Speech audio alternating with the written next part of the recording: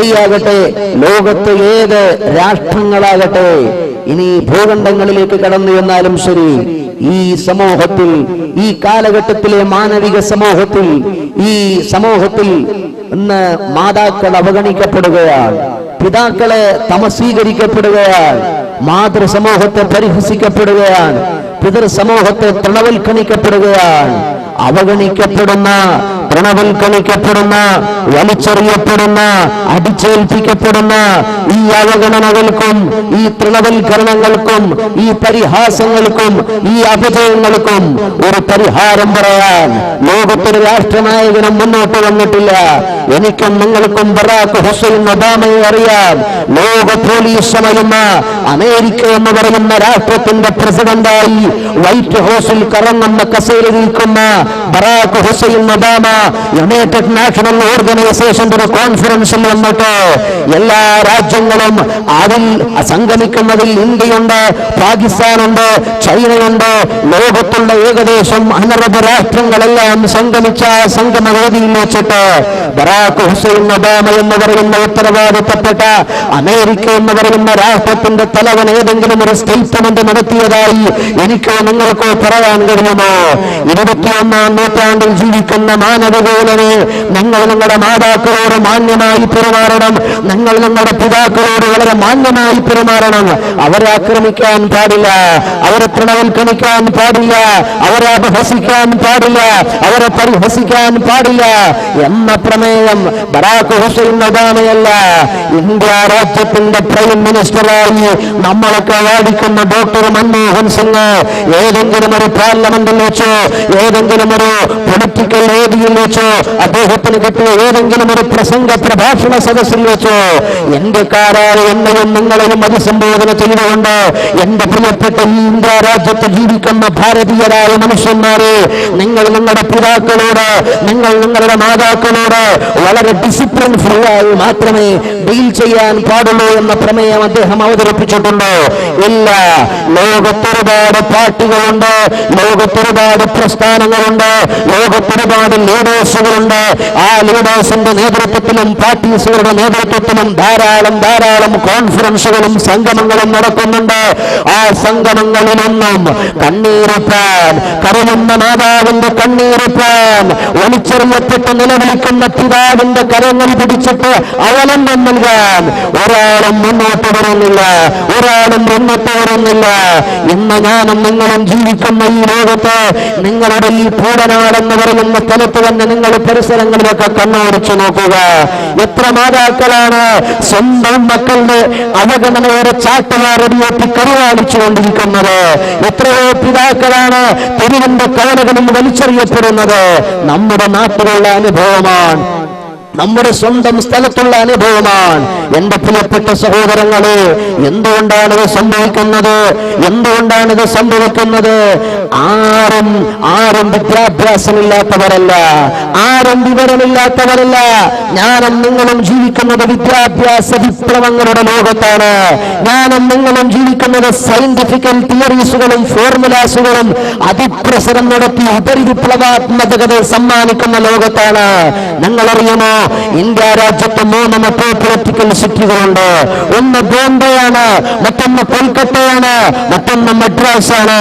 മദ്രാസ് എന്ന് പറയുന്ന ഇന്ത്യ രാജ്യത്തിന്റെ മെട്രോ പൊളിറ്റിക്കൽ സിറ്റികളിലൊന്നിൽ ഈ അടുത്ത സമയത്തൊരു സംഭവം അരങ്ങേറുകയുണ്ടായി. വളരെ ദാരുണമായ സംഭവം, വളരെ ദുരന്തപൂർണമായ സംഭവം. എന്തായിരുന്നു എന്നല്ലേ? അവിടെ മദ്രാസ് കാംബ്രാജ് യൂണിവേഴ്സിറ്റിയിൽ പഠിക്കുന്ന 18 വയസ്സ് പ്രായമുള്ള BA ഇംഗ്ലീഷ് ലിറ്ററേച്ചറിന് പഠനം നടത്തുന്ന അഖില എന്ന് പറയുന്ന കുട്ടി അവരുടെ പ്രിയപ്പെട്ട മാതാവിനെ ഒരു രാത്രിയിൽ കൊല ചെയ്തു കളഞ്ഞു. എന്തിന്റെ പേരിലായിരുന്നു ആ കുഞ്ഞുമോൾ ആ പ്രിയപ്പെട്ട മാതാവിനെ കൊന്നുകളഞ്ഞത്? തലേ ദിവസം രാത്രി കിടന്നിറങ്ങാൻ പോകുന്നതിന് മുമ്പ് ആ പ്രിയപ്പെട്ട മാതാവ് പൊന്നുമോളെ വിളിച്ചിട്ട് പറഞ്ഞു, യൂണിവേഴ്സിറ്റിയിലെ ഡിഗ്രി സ്റ്റുഡന്റായി പഠിക്കുന്ന പൊന്നുമോളെ വിളിച്ചിട്ട് പറഞ്ഞു, പൊന്നുമോളെ, നീ നിന്റെ കാമപൂർവ്വമായ ഫോൺ ബന്ധം ഇവിടെ അവസാനിപ്പിക്കണം. ഇനി അവനുമായി നീ സംസാരിക്കാൻ പാടില്ല.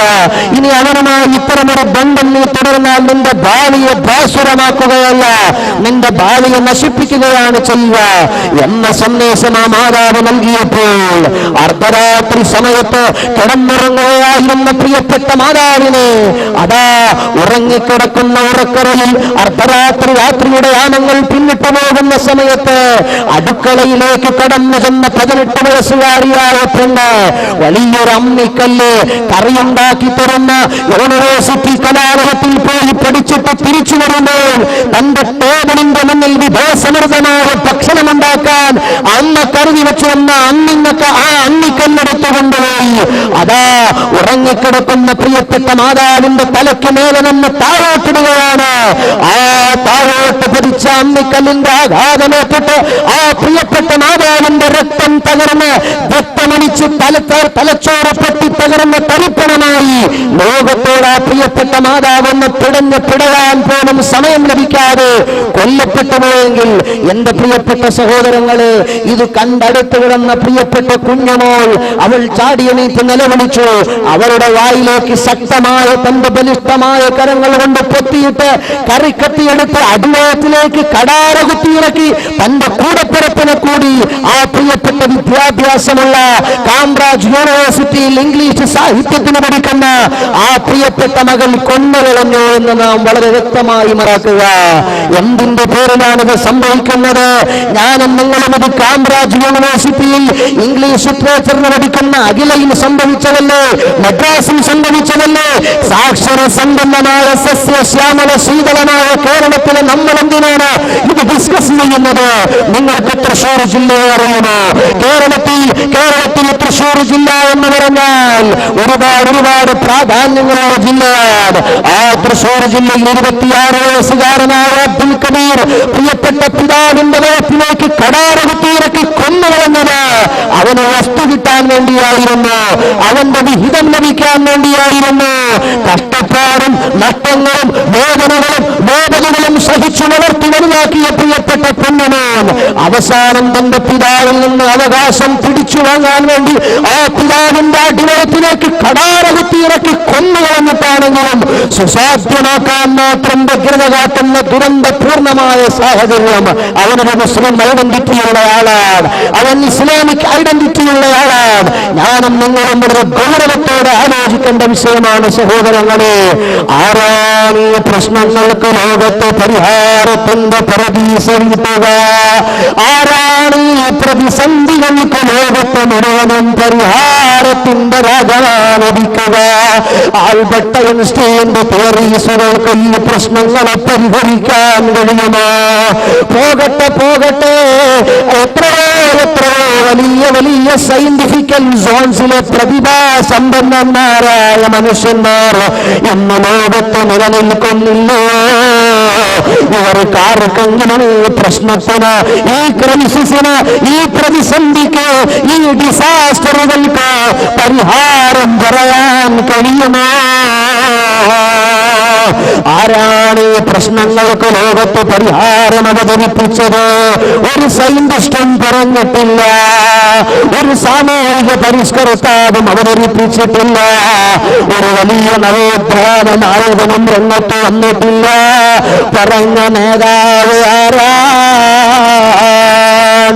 സറാപ്പാ ചമൻ ഹേ ദിയാരേ മദീന ദവാമാശന ഹേ ബഹാർ മദീന.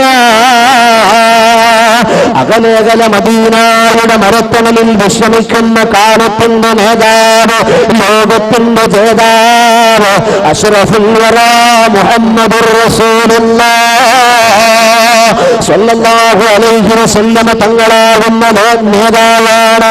ഈ മോഡേൺ ലോകത്തോടെന്ന് മാത്രമല്ല, അവസാന കാലഘട്ടം വരെയുള്ള സമൂഹത്തോടും സമുദായത്തോടും മാനവികതയോടും സാമൂഹിക വ്യവസ്ഥിതികളോടും വിളിച്ചു പറയുന്ന ബിസ്മില്ലാഹിർ റഹ്മാനിർ റഹീം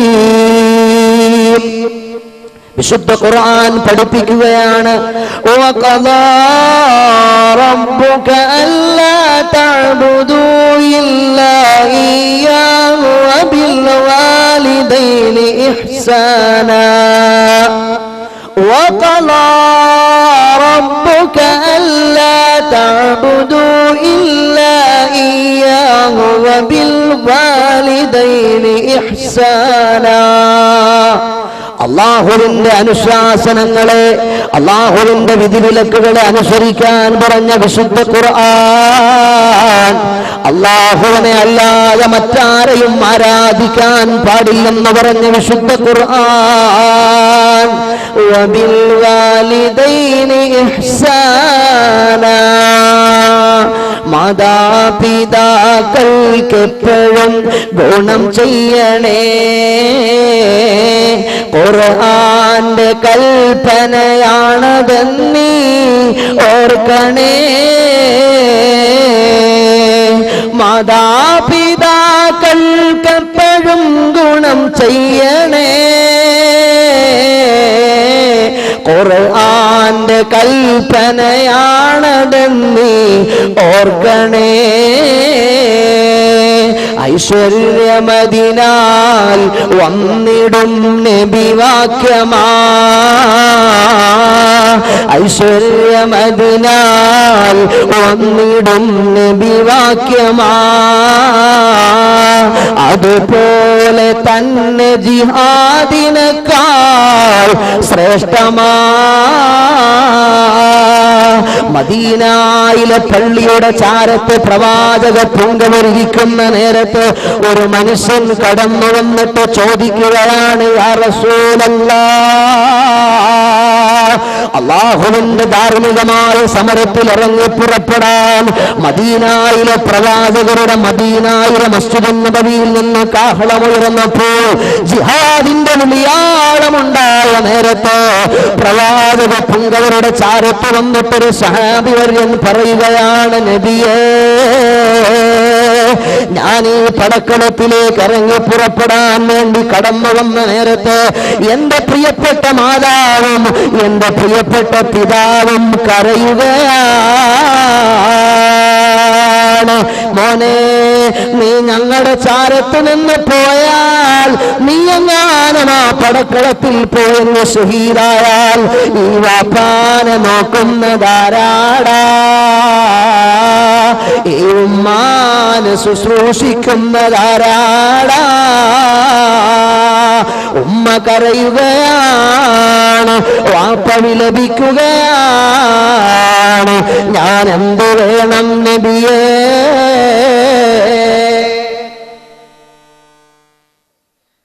ഞാൻ എന്താണ് വേണ്ടത്? ഞാൻ എന്താണ് ചെയ്യേണ്ടത്? റസൂലുള്ളാഹിന്റെ ചാരത്ത് വന്നിട്ടൊരു സഹാബി വര്യൻ ചോദിക്കുകയാണ്, പടയോട്ടത്തിന് വരണമോ? ഉമ്മാന്റെ ചാരത്ത് വാപ്പാന്റെ സവിധത്തിൽ ഞാൻ ശുശ്രൂഷിച്ച് നിൽക്കണമോ? ആരംഭപ്പൂവായ റസൂലുള്ള പറയുകയാണ്, മോനെ, മോനെ, നീ നിന്റെ വീട്ടിൽ നിന്നിറങ്ങി വന്നപ്പോ നിന്റെ വരവിന്റെ കാരണം കൊണ്ട് നിന്റെ ഉമ്മ കരയുകയാണെങ്കിൽ, നിന്റെ പിതാവ് വിലപിക്കുകയാണെങ്കിൽ നീ പടക്കളത്തിലേക്ക് വരണ്ട. നീ അടർക്കളത്തിൽ ഇസ്ലാമിന് വേണ്ടി അടരാടണ്ട. നീ നേരെ പോയിട്ട് നിന്റെ ഉമ്മാനെ ശുശ്രൂഷിക്കണം, നിന്റെ വാപ്പാന് സമാശ്വാസം നൽകണമെന്ന് മദീനായിലെ രാജാവ് അഷ്റഫുൽ വറാ മുഹമ്മദുർ റസൂലുള്ളാഹ് സ്വല്ലല്ലാഹു അലൈഹി വസല്ലം അതുപോലെ തന്നെ ജിഹാദിനേക്കാൾ ശ്രേഷ്ഠമാ. എന്റെ മജ്ലിസിൽ വന്ന പ്രായമുള്ള ഉപ്പമാരോട് വിനീതമായി മുത്തല്ലിമെന്ന് ചോദിച്ചോട്ടെ, എന്റെ മജ്ലിസിൽ വന്ന ചെറുപ്പക്കാരികളായ പെങ്ങളെ, നിങ്ങളോട് ഈ വിനീതനായ സഹോദരൻ ഉണർത്തട്ടെ, നിങ്ങളിൽ വാപ്പമാര് മരണപ്പെട്ടു പോയിട്ടുണ്ടോ? നിങ്ങളിൽ ഉമ്മമാര് മരണപ്പെട്ട് ഖബറുകളിൽ ഏകാന്തമായി കഴിയുന്നുണ്ടോ? ഞാനും നിങ്ങളും ജീവിക്കുന്ന ഈ കാലഘട്ടത്തിൽ ആരെങ്കിലും മരണപ്പെട്ടു പോയ വാപ്പാനെ ഓർക്കാറുണ്ടോ? മരണപ്പെട്ടു പോയ ഉമ്മാനെ സ്മരിക്കാറുണ്ടോ? എത്രയോ എത്രയോ പള്ളിയുടെ പള്ളിയുടെ ഖബർസ്ഥാനുകളുടെ ചാരത്ത് ചെന്ന് നിങ്ങൾ കാതോർത്ത് നോക്കുക. മീസാൻ കല്ലുകളിൽ നിന്നും വിളിയാളമുയരുന്നുണ്ട്. എന്റെ മക്കൾ ഞാനുണ്ടാക്കിയ സമ്പത്ത് കൊണ്ട് അവർ സുൽത്താന്മാരായി വാഴുന്നത്. ഞാനുണ്ടാക്കിയ എസ്റ്റേറ്റിൽ നിന്ന് അവനിപ്പോ വരുമാനം പറ്റി ജീവിക്കുന്നത്. ഞാനുണ്ടാക്കിയ വീടാ, ഞാനുണ്ടാക്കിയ സമ്പത്താ, ഞാനുണ്ടാക്കിയതാണെല്ലാം എല്ലാം. അവനും അവന്റെ വൈഫും അവന്റെ മക്കളും അവന്റെ ഫാമിലിയും സുഖസമൃദ്ധമായി ജീവിക്കുന്നു. ആ പള്ളിക്കാട്ടിലെ ഖബറിന്റെ ഏകാന്തതയിൽ കിടന്ന പിതാവിന്റെ ആത്മാവ് വിലപിക്കുകയാണ്, എനിക്ക് വേണ്ടി ഒരു ഫാത്തിഹ ഓതാത്ത മകനെ, എനിക്ക് വേണ്ടി ഒരു യാസീൻ ഓതാത്ത മകളെ. എത്രയോ പിതാക്കളുടെ ആത്മാവുകൾ പള്ളിയുടെ ഖബർസ്ഥാനുകളിൽ കിടന്ന് ആത്മവിലാപം നടത്തുന്നുണ്ട്. മുഅ്മിനീങ്ങളെ, മുമ്പുള്ള കാലങ്ങളിലെല്ലാം മഗ്‌രിബാകുന്ന നേരത്തെ നമ്മുടെ ഉമ്മമാർ യാസീൻ ഓതിയിരുന്നു. മരണപ്പെട്ടുപോയ വാപ്പാന്റെ ഖബറിടത്തിലേക്ക് അത് ഹദിയ ചെയ്തിരുന്നു. മുമ്പുള്ള കാലത്ത് നമ്മുടെ വീട്ടിൽ ചെറിയ മക്കൾ സ്വലാത്ത് സലാമുകൾ ചൊല്ലിയിരുന്നു. മരണപ്പെട്ടുപോയ ഉമ്മാമാന്റെ ഖബറിലേക്ക് അത് ഹദിയ ചെയ്ത് ദുആയിരന്നിരുന്നു. ഇന്നാരാണ് മരണപ്പെട്ടുപോയ വാപ്പാനെ ഓർക്കുന്നതാരാണ്?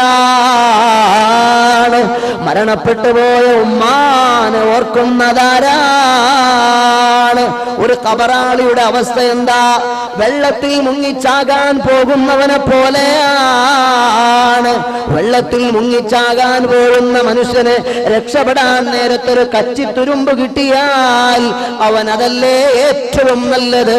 അതുപോലെയാണ് ഖബറാളി. ഖബറിൽ കിടന്ന് ദാഹിക്കുകയാണ്. എന്റെ മകനൊരു ഹദിയ ചെയ്തെങ്കിൽ എന്റെ പേരിൽ, എന്റെ മകനൊരു ഫാത്തിഹ ഓതിയെങ്കിൽ എന്റെ പേരിൽ, എന്റെ മകളൊരു യാസീൻ ഓതി എനിക്ക് ഹദിയ ചെയ്തിരുന്നെങ്കിലെന്ന് ആ പ്രിയപ്പെട്ട മാതാവും പിതാവും ഖബറുകളിൽ കിടന്ന് തേങ്ങലോടെ ആത്മനാദങ്ങൾ ഉയർത്തുകയാണ്. കണ്ടില്ലേ നിങ്ങൾക്ക് മഹാനായ ഒരു മനുഷ്യൻ? ആരാണത്? ഉസ്മാൻ ഇബ്നു സൗദത്ത് തവാഫി എന്ന പണ്ഡിതനാണ്.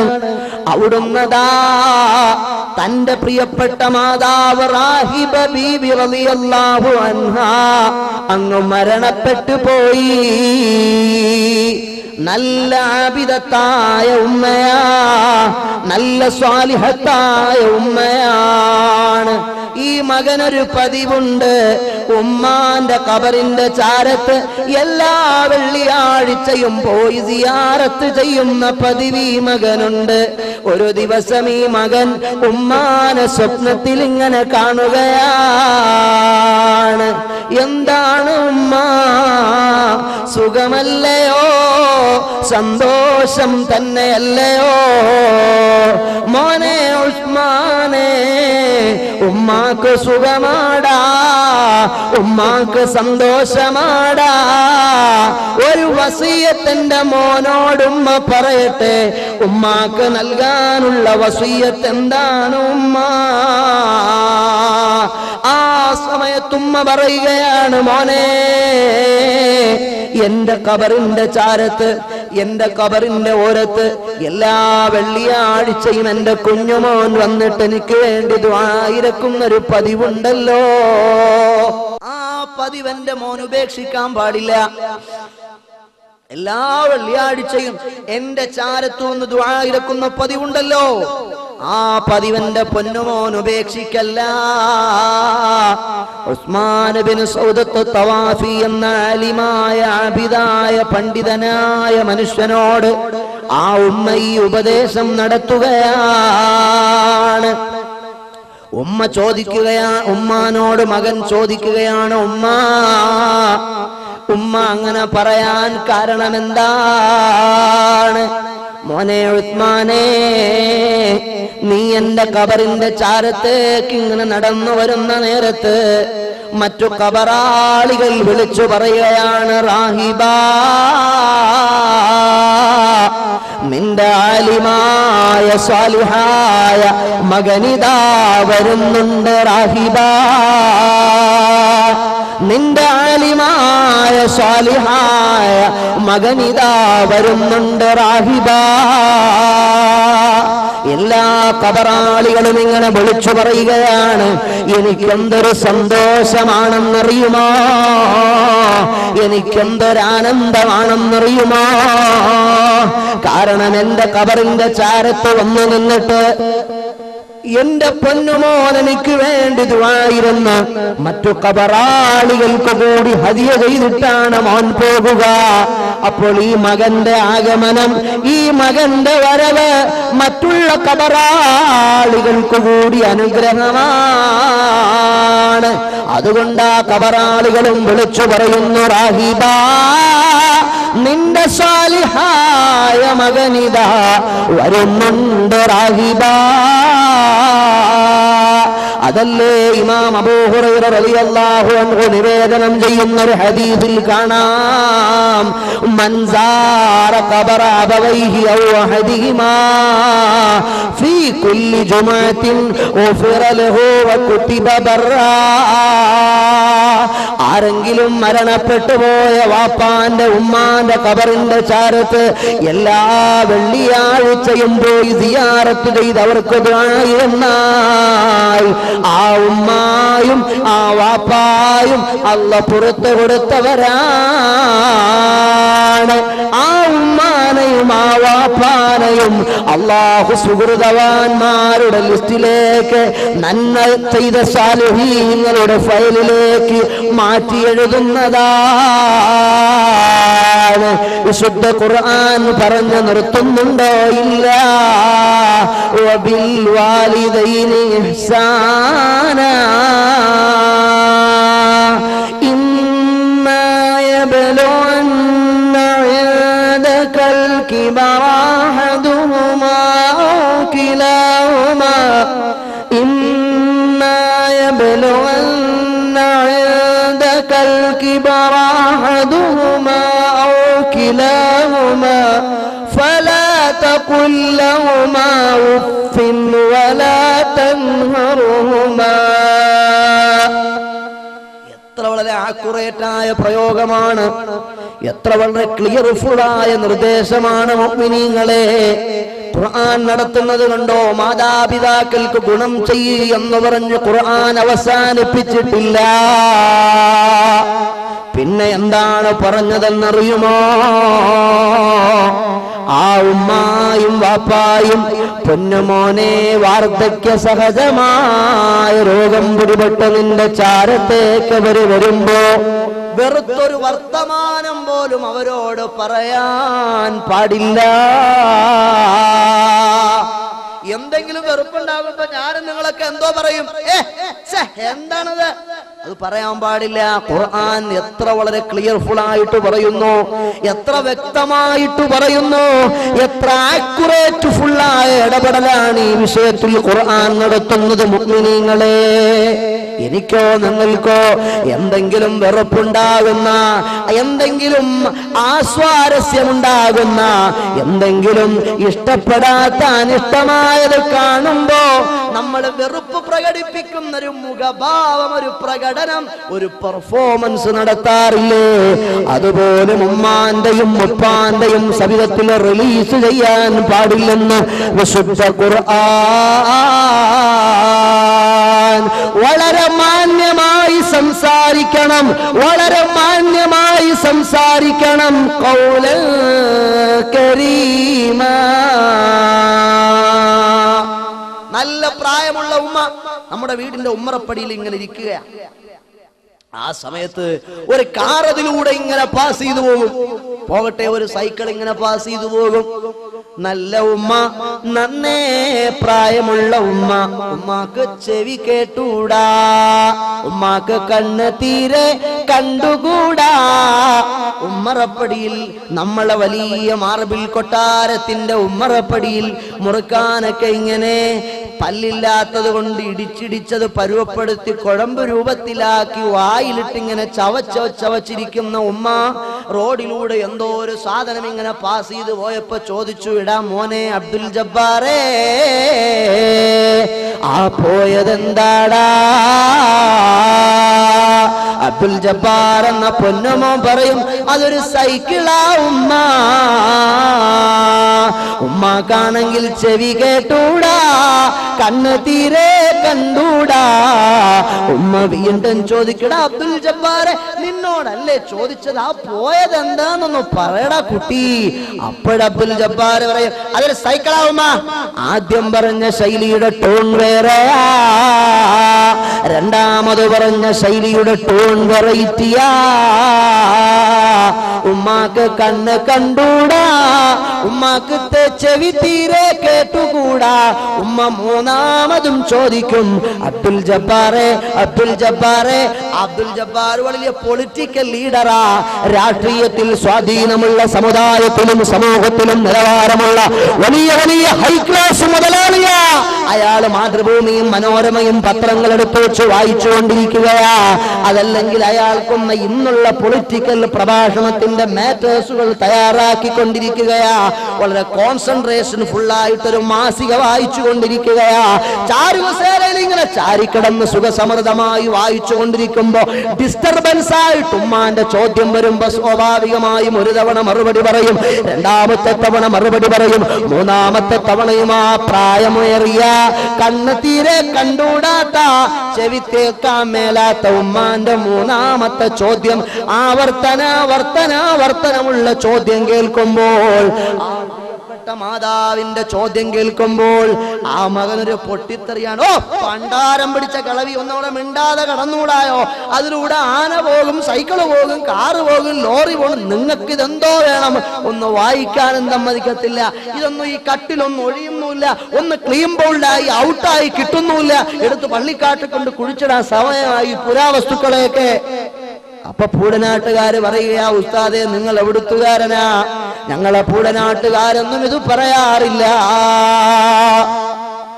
എന്റെ പ്രിയപ്പെട്ട സഹോദരങ്ങളെ, എത്രയോ സ്ഥലങ്ങളിൽ ഈ വിനീതനായ മുത്തഅല്ലിം വയലിന് പോയപ്പോൾ എന്റെ കരങ്ങളിലേക്ക് കണ്ണീരിൽ ചാലിച്ച കത്തുകൾ എത്ര ഉമ്മമാരാ തന്നുവിട്ടതെന്നറിയുമോ?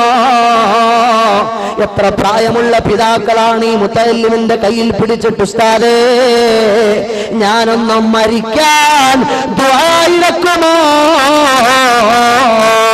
എന്തിനാണ് ഉപ്പാ നിങ്ങൾ മരിക്കുന്നത്? ഈ നാട്ടിലെ പ്രമാണിയല്ലേ നിങ്ങൾ?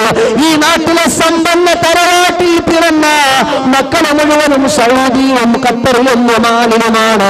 വലിയ റിയൽ എസ്റ്റേറ്റ് മുതലാളിയായി അറിയപ്പെട്ട ആളാണ്, സമൂഹത്തിൽ സ്ഥാനമാനമുള്ളയാളാണ്. പക്ഷേ വാപ്പ വൃദ്ധനാണ്. വാപ്പ വന്ന് കയ്യിൽ പിടിച്ച് 5 നേരം നിസ്കരിക്കുന്ന, കൃത്യമായി ജമാഅത്തിന് പങ്കെടുക്കുന്ന, സുഹൃതങ്ങൾ മാത്രം ചെയ്യുന്ന ഈ പിതാവ്, 70 വയസ്സ് പിന്നിട്ട പിതാവ്, ഈ വിനീതനായ മുത്തഅല്ലിമിന്റെ കയ്യിൽ പിടിച്ചിട്ടൊന്നും മരിച്ചിരിക്കാൻ ദുആയിരക്കണം ഉസ്താദ്. എന്റെ മക്കള് സമ്പന്നന്മാരാ, എന്റെ മക്കള് മുതലാളിമാരാ, എന്റെ മക്കള് സമൂഹത്തിൽ വലിയ നിലയും വിലയുമുള്ള IFS പാസ്സായവന്മാരാ, എംഫിലും ഡോക്ടറേറ്റും എടുത്ത ആളുകള്. എന്റെ കുടുംബവും എന്റെ തറവാടുമൊക്കെ വിദ്യാഭ്യാസമുള്ള, സാമ്പത്തിക മേന്മയുള്ള തറവാടും കുടുംബവുമാ. പക്ഷേ എന്റെ മക്കൾക്ക് ഈ വാപ്പാന്റെ സാന്നിധ്യം അത് ഡിസ്റ്റർബൻസാണ്. ഈ വാപ്പാന്റെ സാന്നിധ്യം മക്കൾക്ക് അനിഷ്ടമാണ്. എത്രയും വേഗം ഈ ലോകത്ത് നിന്നൊന്ന് മരിച്ചു കിട്ടാൻ ഒന്ന് ദുആയിരക്കുമോ എന്ന് നല്ല മുഖലിസായ ഒരു പിതാവ് ഈ മുത്തഅല്ലിമിന്റെ കയ്യിൽ പിടിച്ച് കണ്ണീരൊലിപ്പിച്ചുകൊണ്ട് എന്റെ കൈകളെ കോട്ടിപ്പിടിച്ച് ആത്മാർത്ഥമായി പറഞ്ഞിട്ടുണ്ടെങ്കിൽ എത്രയോ പിതാക്കളാണ് ഇത്രയേറെ ദുഃഖങ്ങൾ കടിച്ചമർത്തി ജീവിക്കുന്നത്. എന്റെ സമുദായത്തിൽ ഈ ശബ്ദം കേൾക്കുന്ന മുഅ്മിനീങ്ങളെ, അല്ലാഹു പൊറുക്കുന്ന ഏർപ്പാടല്ല, അല്ലാഹു പൊറുക്കുന്ന ഏർപ്പാടല്ല. ഈ ഉമ്മ മൂന്നാമത് ചോദിച്ചപ്പോ മോന്റെ പ്രതികരണം കൊണ്ട് എത്ര വലിയ കാർക്കശ്യപൂർണമായ പ്രതികരണമാ, എത്ര വലിയ ദേശത്തോടെയുള്ള ഇടപെടലാ, എത്ര പരുഷമായ പ്രകടനമാ. നിങ്ങൾക്കറിയുമോ എനിക്ക് സൂര്യനെ അറിയില്ലായിരുന്നു, നിങ്ങൾക്കറിയുമോ എനിക്ക് ചന്ദ്രനെ അറിയില്ലായിരുന്നു, നിങ്ങൾക്കറിയുമോ ആ നിൽക്കുന്നത് ആലിമരമാണെന്ന് എനിക്കറിയില്ലായിരുന്നു, എനിക്ക് കേരമരങ്ങളെ അറിയില്ലായിരുന്നു, എനിക്ക് തത്തമ്മകളെ കുറിച്ചറിയില്ലായിരുന്നു, എനിക്ക് പൂമ്പാറ്റകളെ കുറിച്ചറിയില്ലായിരുന്നു, ഒന്നും എനിക്കറിയില്ലായിരുന്നു. ഈ കിടക്കുന്നത് മണൽത്തരികളാണെന്നും ആകാശത്ത് പാതിരാ നേരത്തെ പ്രകാശമാനായി പ്രജ്വലിക്കുന്നത് ചന്ദ്രനാണെന്നും എനിക്കറിയില്ലായിരുന്നു. ഈ പ്രപഞ്ചത്തെ മുഴുവനും പ്രകാശിതമാക്കി മനോഹരമാക്കി കിഴക്കിന്റെ സീമയിൽ ഉദിച്ചു വരികയും പടിഞ്ഞാറിന്റെ സീമയിൽ അസ്തമിക്കുകയും ചെയ്യുന്ന സൂര്യൻ അത് സൂര്യനാണെന്ന് എനിക്കറിയില്ലായിരുന്നു. കുഞ്ഞിളം കാലുകൾ വെച്ച് പിച്ച വെച്ച് ഭൂമിയിൽ വെച്ച് ഞാനിങ്ങനെ നടക്കാൻ തുടങ്ങി. ഉമ്മാന്റെ കൈ പിടിച്ചിട്ട് വാപ്പാന്റെ കൈ പിടിച്ചിട്ട് ഞാനിങ്ങനെ മെല്ലെ മെല്ലെ നടന്ന് പോകുമ്പോൾ ഒരു മനോഹരമായ പുഷ്പത്തെ ഞാൻ കണ്ടു. ഞാൻ ഉമ്മാനോട് ചോദിച്ചു, ഉമ്മ ഇതെന്താണ് ഉമ്മ? ഉമ്മ പറഞ്ഞു, മോനെ അത് റോസാപ്പൂവാണ്. ഞാൻ വീണ്ടും ഉമ്മാനോട് ചോദിച്ചു, ഉമ്മ ഇതിന്റെ പേരെന്താണ് ഉമ്മ? ഉമ്മ പറഞ്ഞു, അത് റോസാ പുഷ്പമാണ്. ഒരു തവണയല്ല പൂമ്പാറ്റയെ പറ്റി ഞാൻ ഉമ്മനോട് ചോദിച്ചത്, ഒരു തവണയല്ല ചന്ദ്രനെ പറ്റി ഞാൻ വാപ്പയോട് ചോദിച്ചത്, ഒരു തവണയല്ല സൂര്യനെ പറ്റി ഞാൻ എന്റെ പ്രിയപ്പെട്ട പിതാവിനോട് ചോദിച്ചത്. ആവർത്തിച്ചു ചോദിച്ചു, ആവർത്തനം വാപ്പനോടും ഉമ്മനോടും. അതെന്താ വാപ്പ, ഇതിന്റെ പേരെന്താ വാപ്പ? അങ്ങനെ ഞാൻ ചോദിച്ചു ഉമ്മ പറഞ്ഞു തന്നു. ആ പറന്നു പോകുന്ന കിളിയുടെ പേര് തത്തമ്മ എന്നാണ്. അതിന്റെ നിറം പച്ച നിറമാണ്, അതിന്റെ ചുണ്ടുകൾ ചുമന്നതാണ്. അങ്ങനെ തത്തമ്മയെ പരിചയപ്പെടുത്തിയത് എന്റെ ഉമ്മയാണ്. ലോകത്തൊരു സൈക്കിള് പറന്നുപോയപ്പോ അത് സൈക്കിളാണെന്ന് പറഞ്ഞത് ഉമ്മയാണ്. ഞാനിങ്ങനെ കൊഞ്ചിക്കളിച്ച് നടന്നപ്പോ വാപ്പനെ ചൂണ്ടിക്കാണിച്ചിട്ട് വാപ്പ എന്ന് വിളിക്കാൻ പഠിപ്പിച്ചത് ഉമ്മയാണ്. ഒന്നും എനിക്കും നിങ്ങൾക്കും അറിയാമായിരുന്നില്ല, ഒന്നിനെ പറ്റിയും എനിക്കും നിങ്ങൾക്കും പരിചയമുണ്ടായിരുന്നില്ല. നമ്മുടെ ഉമ്മ പഠിപ്പിച്ചതാണ്. ഒരു യൂണിവേഴ്സിറ്റിയിലും നിങ്ങളെ പൂമ്പാറ്റയെ പറ്റി പഠിപ്പിച്ചിട്ടുണ്ടോ? അത് ചന്ദ്രനാണെന്ന വിജ്ഞാനം നിങ്ങൾക്ക് ഏത് യൂണിവേഴ്സിറ്റിയിലാ പഠിപ്പിച്ചത്? ആ കാണുന്നത് സൂര്യനാണെന്നും ആ കാണുന്നത് ആലിമരമാണെന്നുമുള്ള അറിവ് നിങ്ങൾ ഏത് lower primary, upper primary, high school, higher secondary സ്കൂളുകളിലാ പഠിച്ചത്? ഒരു സ്കൂളിലും പഠിച്ചതല്ല. ഉമ്മയാകുന്ന യൂണിവേഴ്സിറ്റിയിൽ നിന്നും പഠിച്ച മഹിതമായ പച്ചയായ യാഥാർത്ഥ്യങ്ങളും അധ്യായങ്ങളുമാണ്. ആ പോഷൻസുകൾ മറന്നുകൊണ്ടൊരു കളി വേണ്ട മോനെ, ആ അധ്യായങ്ങൾ മറന്നുകൊണ്ടൊരു കളിയും വേണ്ട മോളെ.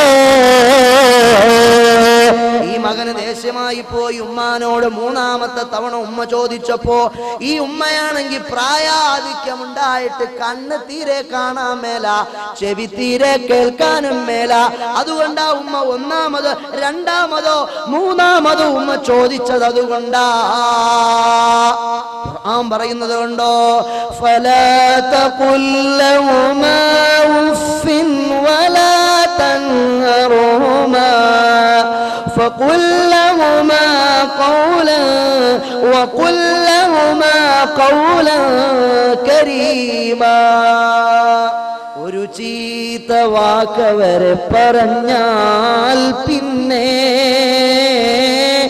ഒരു ചീത്ത വാക്കവരെ പറഞ്ഞാൽ പിന്നെ അല്ലാഹു അവനെ ശപിച്ചിടുന്നതു തന്നെ. അല്ലാഹു അവനെ ശപിച്ചിടുന്നതു തന്നെ. ഇമാമുന ഖൽയൂബി റഹിമഹുല്ലാഹ് ഉദ്ധരിക്കുന്ന ഒരു സംഭവമുണ്ട്. അത് അതാ ഇബ്നു യാസിർ തങ്ങളെ തൊട്ടാണ്. അതാ ഇബ്നു യാസിർ തങ്ങൾ വലിയ പണ്ഡിതനാണ്, സൂഫിയാണ്. അവിടുന്ന് തന്റെ ശിഷ്യന്മാരോടൊപ്പം ഒരു യാത്ര പോകുകയാണ്. വൈകുന്നേര സമയമായി. ഇനി യാത്ര ചെയ്യുന്നത് ഉചിതമല്ല എന്ന് തോന്നിയപ്പോൾ ഒരു ഉമ്മാന്റെ ചാരത്ത് അഭയം തേടിച്ചെന്നു. ഉമ്മാ, ഞങ്ങൾക്ക് ഇന്നിവിടെ വിശ്രമിക്കാൻ നിങ്ങൾ പെർമിഷൻ തരുമോ? ഞങ്ങൾ ഇന്നിവിടെ തങ്ങിക്കോട്ടെ. ഉമ്മ അനുമതി നൽകി. അതാ ഇബ്നു യാസിർ തങ്ങളും അവിടുത്തെ ശിഷ്യന്മാരും കൂടി ആ വീട്ടിലെന്ന് താമസമാക്കി. നന്നേ പ്രായമുള്ള ഉമ്മയാണ്. ആ ഉമ്മയല്ലാതെ മറ്റാരും ആ വീട്ടിലില്ല. അതാ ഇബ്നു യാസിർ റളിയല്ലാഹു അൻഹു പാതിരാത്രി സമയമായി. എല്ലാവരും കിടന്നുറങ്ങുന്ന നേരത്ത് അതാ ഇബ്നു യാസിർ തങ്ങൾ നോക്കുമ്പോൾ ഒരു വല്ലാത്ത ശബ്ദം കേൾക്കുന്നു, ഒരു വല്ലാത്ത ഒച്ചപ്പാട് കേൾക്കുന്നു. അതാ ഇബ്നു യാസിർ തങ്ങൾ ചെവി കൂർപ്പിച്ചു നോക്കി. സുബ്ഹാനല്ലാഹ്, ഇതെന്തോന്നാ കേൾക്കണത്? ഇതൊരു കഴുതയുടെ ഒച്ചയാണല്ലോ, ഇതൊരു കഴുത കരയുന്ന ശബ്ദമാണല്ലോ. എവിടുന്നാണ് പാതിരാ നേരത്ത് കഴുത കരയുന്നത്? എവിടുന്നാണ് പാതിരാ നേരത്ത് കഴുത വിളിക്കുന്നത്? അതാ ഇബ്നു യാസിർ തങ്ങൾ പുറത്തിറങ്ങി അവിടെ മാകെ പരതു നോക്കി. കഴുതയെ കാണുന്നില്ല, കഴുതയെ കാണാനില്ല. അതാ ഇബ്നു യാസിർ റളിയല്ലാഹു അൻഹു നോക്കുമ്പോ കഴുതയെ കാണുന്നില്ല. അങ്ങനെ സുബഹിയോടടുത്ത സമയം ആ കഴുതയുടെ നിലവിളി അങ്ങ് നിൽക്കുകയാണ്. രാവിലെ പോകാൻ നേരത്ത്, യാത്ര പറയാൻ നേരത്ത് ഉമ്മയോട് ചോദിച്ചു, അല്ല ഉമ്മ, നിങ്ങളുടെ കഴുത എവിടെയാണ്? ആ സമയത്ത് ആ മാതാവ് പറയുകയാണ്, തങ്ങളെ, പാതിരാത്രിയിൽ നിങ്ങൾ കേട്ട കഴുതയുടെ കരച്ചിലൊരു കഴുതയുടേതായിരുന്നില്ല. ആരുടേതാണെന്നറിയുമോ? എനിക്കൊരു മകനുണ്ടായിരുന്നു. ഞാൻ ലാളിച്ചോമനിച്ചു വളർത്തി വലുതാക്കിയ മകൻ. അവന് ഞാനൊരു പെണ്ണ് കെട്ടിച്ചു കൊടുത്തു. പിതാവ് ചെറുപ്പകാലത്തെ മരണപ്പെട്ടു പോയി. അവനൊരു അനാഥനായിട്ടാണ് വളർന്നത്. അവനൊരു യതീമായിരുന്നു. എത്രയോ ആളുകൾ എന്നോട് കല്യാണത്തിന് നിർബന്ധിച്ചു, ഞാൻ വഴങ്ങിയില്ല.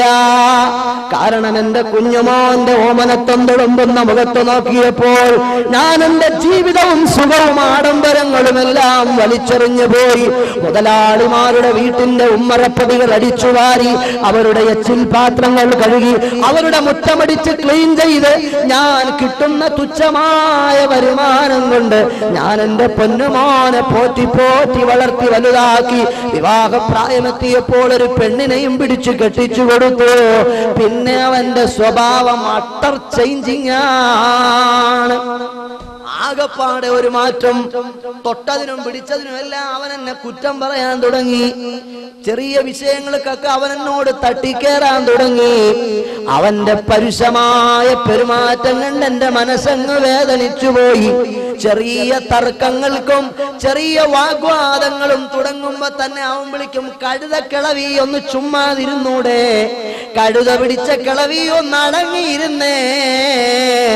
ഇത്തരം മോശമായ വൾഗർ പരാമർശങ്ങൾ കൊണ്ട് എന്റെ കൽബിനെ അവനങ്ങ് വേദനിപ്പിച്ചു പോയി. ഞാൻ എന്റെ മനസ്സങ്ങ് വേദനിച്ചിട്ട് റബ്ബിനോട് പറഞ്ഞു, റബ്ബേ, ആറ്റുനോറ്റ് പോറ്റി വളർത്തിയ മോനാണ്. ഇന്നിവൻ വലിയ മുതലാളിയായപ്പോൾ, ഇന്നിവൻ വലിയ നിലയിലെത്തിയപ്പോൾ, ഒരു പെണ്ണിനെ കല്യാണം കഴിച്ചപ്പോൾ അവന്റെ ഭാവങ്ങളാകെ മാറി മറിഞ്ഞുപോയി. അവൻ ഉമ്മാനെ വേണ്ടാതായി, അവൻ ഉമ്മാനെ കഴുതയാക്കി. ഞാൻ എന്റെ കൽബ് വേദനിച്ചവനെ കൈകാര്യം ചെയ്യണമെന്ന് പടച്ച റബ്ബിനോടങ്ങ് ദുആയിരുന്നു പോയി. ഏതാനും ദിവസങ്ങൾ, കുറഞ്ഞ ദിവസങ്ങൾ പിന്നിടുമ്പോൾ എന്റെ മകന് വല്ലാത്തൊരു രോഗം പിടിപെട്ടുപോയി. വൈദ്യശാസ്ത്രത്തിന് മനസ്സിലാകാത്ത രോഗം. ട്രീറ്റ്മെന്റുകൾക്ക്, ക്യാപ്സൂളുകൾക്ക്, ഇഞ്ചക്ഷൻസുകൾക്ക്, അതുപോലെ ECGകൾക്കും എക്സ്റേകൾക്കും പിടുത്തം കൊടുക്കാത്തൊരു രോഗം അവനെ പിടികൂടി. അവനാ രോഗത്തോടെ ലോകത്ത് നിന്നൊന്ന് വിട പറഞ്ഞു പോയി. അവനെ ആ കാണുന്ന സ്ഥലത്താണ് കുഴിച്ചിട്ടിരിക്കുന്നത്. അവന്റെ ഖബറിന്റെ ആ സ്ഥലത്ത് നിന്ന് ചില പാതിരാ സമയങ്ങളിൽ കഴുത കരയുന്നത് പോലെ ശബ്ദം കേൾക്കാറുണ്ട്. അവന്റെ ഒച്ചയാണ് നിങ്ങൾ ഇന്നലെ രാത്രിയിൽ കേട്ടത് തങ്ങളെ. ഒരു ചീത്ത വാക്കവരെ പറഞ്ഞാൽ പിന്നെ അല്ലാഹു അവനെ ശപിച്ചിടുന്നതു തന്നെ. وقل لهما قولا كريما واحفظ لهما جناح الذل من الرحمة. അല്ലാഹു പറഞ്ഞു നിർത്തുന്നില്ല.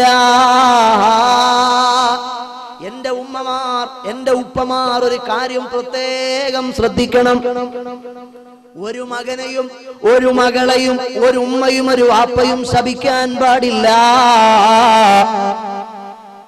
എനിക്ക് പ്രിയപ്പെട്ട നിങ്ങൾക്കൊക്കെ അറിയുന്ന ആദരണീയരായ ശൈഖുനാ ഹൈദ്രൂസ് ഉസ്താദ്, ഈ വിനീതനായ മുത്തഅല്ലിമീങ്ങളടക്കമുള്ള മുത്തഅല്ലിമീങ്ങൾക്ക് ഖാദിസിയയിൽ വെച്ച് ക്ലാസ് എടുക്കുമ്പോൾ നിങ്ങൾക്കൊക്കെ അറിയുന്ന കൊല്ലം സഖാഫിയുടെ ഉസ്താദാണ്.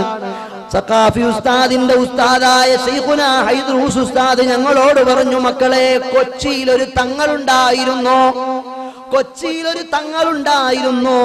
ആ തങ്ങൾക്ക് ചെറിയൊരു മകനുണ്ടായിരുന്നു.